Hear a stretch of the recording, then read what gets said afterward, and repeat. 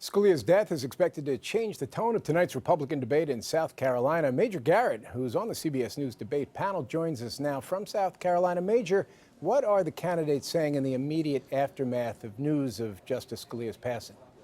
You know, Jim, when he was on the High Court, Justice Scalia was a passionate defender of free speech in all of its forms in American life, so perhaps it's not surprising that the very first candidate reaction came on Twitter, a social media communications device not only unimaginable to Scalia when he was appointed, but for most of his time on the High Court.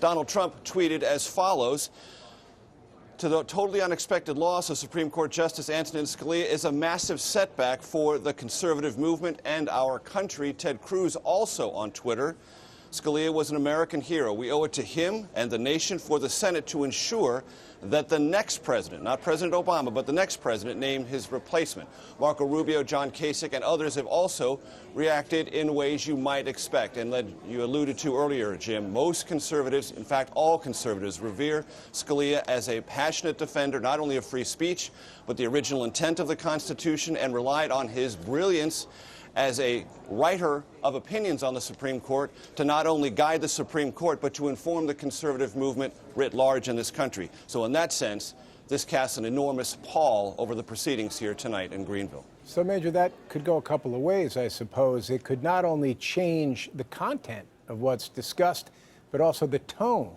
in which it's discussed.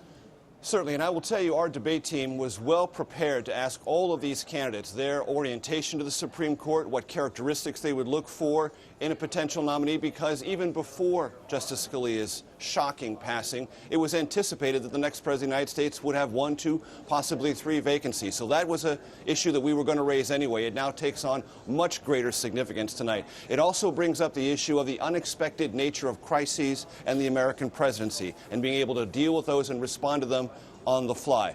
Lastly, it may actually, on the podiums tonight, Jim, change the atmosphere. Candidates who might have come to this debate before the news of Scalia's passing with an intent to mix it up a bit more aggressively might lay back a little bit, because they don't want to appear to be taking advantage of this very somber moment of national unity. Major Garrett, we will see you on the panel tonight. The debate begins at 9 Eastern Time.